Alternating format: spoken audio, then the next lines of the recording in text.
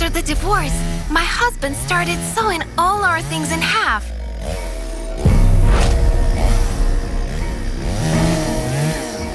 You want 50% of the property, so take it. Scott was mad because I went to court.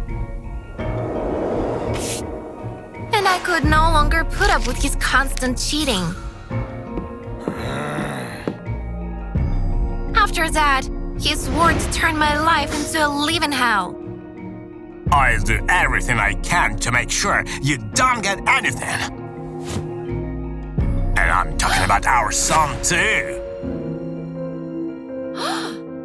I immediately rushed to school to pick up Thomas and hide him from his father. I knew that if Scott managed to get there before me, I would probably never see my son again.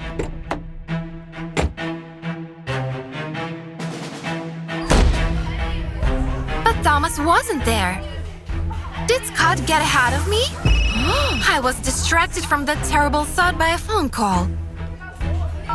As it turned out, Thomas accidentally broke a window in his classroom.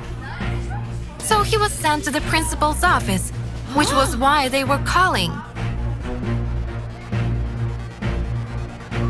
I pretended to be upset by my son's behavior and tried to get him out of there as soon as possible. However, the principal was against it. Your husband insisted that we wait for him. I decided to fake a phone call from Scott and said that he was waiting for us outside. Much to my surprise, my lie turned out to be true. Scott was already there and was heading toward the entrance. There was only one way to escape: climbing over the fence. We almost made it. But Thomas couldn't hold on to it and fell. Mom, I think I got hurt. Ouch! It hurts! Scott heard Thomas crying and immediately rushed towards us. Luckily, a school bus pulled over on the side of the road. And we managed to hop on it before my husband caught up with us. You can't hide from me! We had to stay at a motel. While I was thinking about what to do next, my son kept bombarding me with questions. Mommy, why are we hiding from the daddy? I couldn't tell Thomas the truth, but his cheating dad had gone crazy and wanted to deprive me of his custody, so I silently treated his wound. Oh, Mommy, it hurts! My hand! Ouch! I asked my son to be quiet so we wouldn't attract too much attention. But it was too late. Soon there was a knock on the door. I was worried because I thought Scott had found us. But when I opened the door, I saw a police officer. Ma'am, there's been a complaint about children screaming in your room. Did you harm that child? I tried to convince the officer that I hadn't, but he saw Thomas' teary eyes and the wound on his arm and decided to take my son back to the station. Social services will figure it out, ma'am. I ran after the car, begging him to give me my son back. But the cop was adamant. As soon as he left, Scott showed up. I told you, you can't hide from me. In the end, he tracked Thomas' phone, and once he found us, he wanted to break into the room. However, having heard his son crying, he decided to come up with a different plan. I won't lose the trial this time, honey. Scott filed for custody rights, and social services issued their verdict. I was beating my own son. Thomas told them that he got hurt from the fall. But social services thought he was lying out of fear of getting punished. Please, give me full custody of my son. Still, my ex-husband didn't take one thing into account. You can only take a child that is yours. But he wasn't. We couldn't get pregnant for a long time. Scott refused to go to the doctor, as he was sure that he wasn't the one to blame. So I secretly decided to do IVF, with the help of a donor. Upon learning that, Scott was furious. What?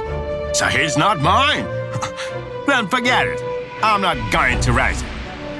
I have my own children from 3 mistresses, and that's enough for me. The judge's eyes widened to the truth.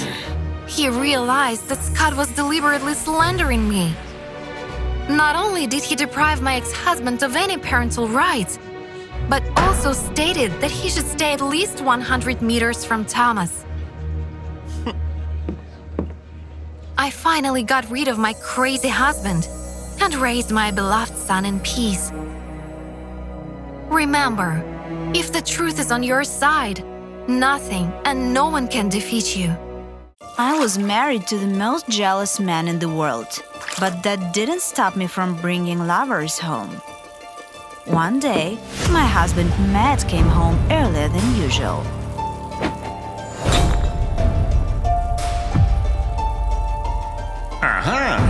So that's how you spend your time while I'm out working hard. He grabbed the wrench, dashed toward us, and slipped on some massage oil.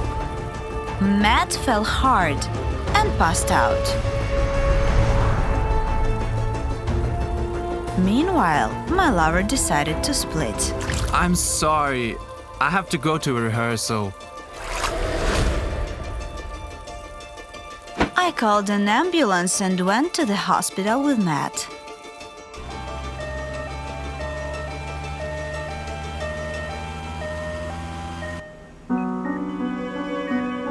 After that, I decided to write a farewell note because I just couldn't stand Matt's jealousy anymore.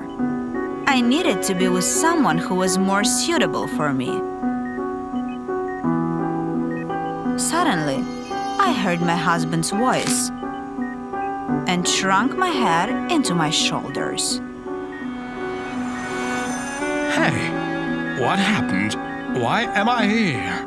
As it turned out, Matt hit his head so hard that he ended up losing his memory. He started being nice to me and asked me to order food. I could die for a burger right now, baby. I ordered food for my husband and decided to leave the note in a bag. Amnesia is not the reason to stay with someone you don't love. But as soon as I saw the delivery guy, I quickly changed my mind. It was my lover who pretended to be a movie director. It's $39.99, ma'am. But you can give me more if you like the message. I threw the money at the liar and went back to my husband. I decided to start from the scratch, to turn Matt into a man who would bring me money instead of trouble. Can you tell me how I fell?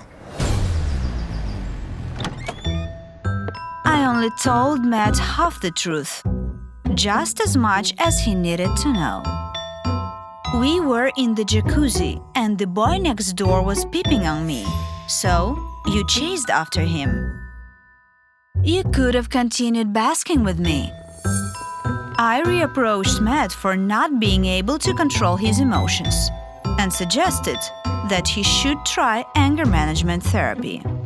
Be a good boy, okay? Matt nodded meekly. I was starting to enjoy his amnesia. Now, I could dedicate more time to my interests. I had fun with creative people, and one day I met Marcello. He was an aspiring actor, and I didn't even mind that he drove an old rattletrap. I was sure he would become successful and eventually buy himself a Rolls-Royce. I dragged him into the bedroom. but something unexpected happened. Honey, I'm home. I came home earlier. My husband grabbed a wrench as he used to do. I was sure that he was going to kill me, but much to my surprise, Matt remained calm. Your car's wheel is about to fall off. Go fix it. There was a faint hope that he would forgive me. First, he thanked me for sending him to therapy, but I didn't like how things turned out. Now I can safely kick you out of the house. I decided to see it as a new opportunity, a chance to leave a rude husband and find someone like me. Will you take me to your place? My new friend didn't even stop the car.